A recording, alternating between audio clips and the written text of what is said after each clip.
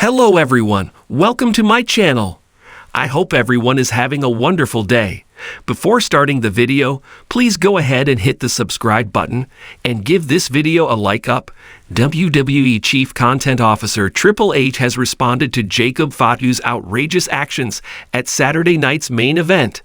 The Samoan werewolf faced Braun Strowman at the show, and the match ended in pure chaos. Fatu lost via disqualification after he refused to stop attacking Strowman in the corner. He kept on hitting the monster of all monsters with hip attacks, ultimately causing him to bleed. After the match, the Bloodline 2.0 member looked to do more damage before WWE officials stepped in. Nick Aldis came out as well, ordering Jacob Fatu to stop his attack. However, he didn't listen and attacked the security guards who tried to stop him. The Samoan star ended up hitting 3 moonsaults on Braun Strowman to leave him injured in the ring at Saturday night's main event. Triple H has commented on the incident, tweeting a clip of Fatu's beatdown from WWE's official X handle. The game simply had one word to say. While it seems like Triple H has endorsed Jacob Fatu's actions with his tweet, a punishment might still be possible. The Samoan werewolf simply did too much damage at Saturday night's main event.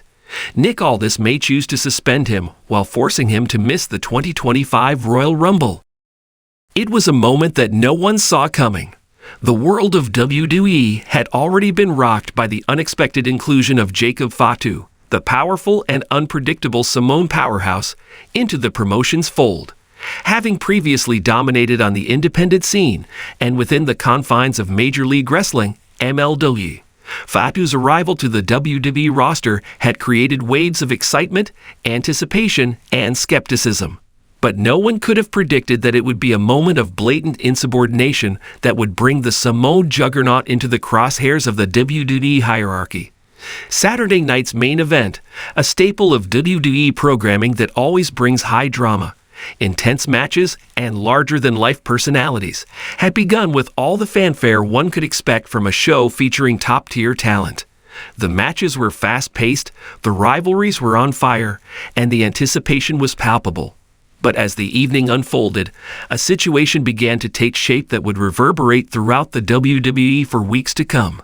Jacob Fatu, who had been a key player in a storyline involving Nick Aldis, longtime WWE figurehead and champion, found himself embroiled in a crucial match.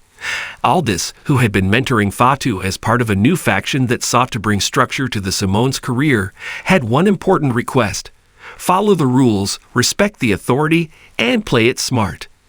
Aldis, a veteran who had carved out his legacy in WWE and beyond, was trying to shape Fatu into a true WWE main event caliber star. However, Fatu, whose rebellious streak was well documented, was about to make a statement that would shake the foundation of WWE's authority. In the midst of a high-octane tag team match, tensions began to flare. Aldis and Fatu, working in tandem with their partners, had been dominating the contest. Yet, as the match entered its climax, Fatu saw an opening to unleash his signature move, an earth-shattering Samoan drop on his opponent. But the only issue was that it was not his turn.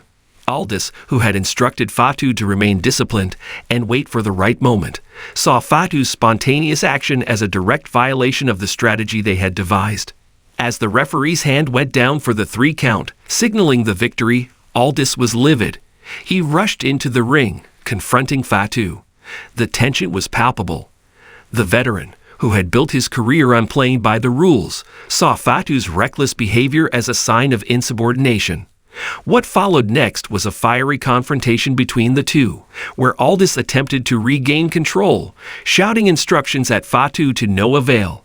Fatu, wild-eyed and brimming with intensity, disregarded Aldis' pleas, his inner rebel coming to the forefront. As the cameras rolled, Fatu yelled back, challenging Aldis' authority. Fans at home were on the edge of their seats, sensing the brewing tension that had been building for weeks. Was this the end of Aldis' partnership with Fatu? Was the Samoan star about to go rogue? Triple H, Paul Levesque, the cerebral assassin himself, appeared on the Titantron. The WWE's chief content officer, a man whose very name was synonymous with power and control in the world of professional wrestling, was about to make his mark. He didn't speak a single word. Instead, a single simple message appeared on the screen, sending shockwaves throughout the arena and the WWE universe. The tension in the arena was electric. Fans erupted into chatter, speculating on the ramifications of Triple H's cryptic announcement. What did this one-word declaration mean for Fatu?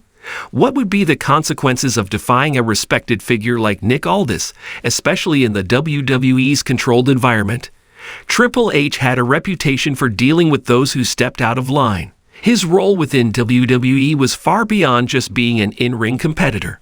As an executive, he had been tasked with overseeing talent, ensuring that order was maintained within the WWE system. The message was clear. Jacob Fatu's rebellious actions were not going to go unpunished.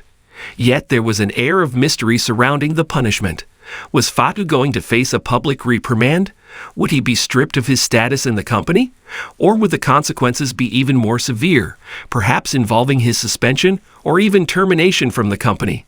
The following week, WWE fans were glued to their screens as they awaited further developments. The controversy surrounding Fatu's actions was the focal point of every broadcast, with WWE commentators analyzing every possible outcome.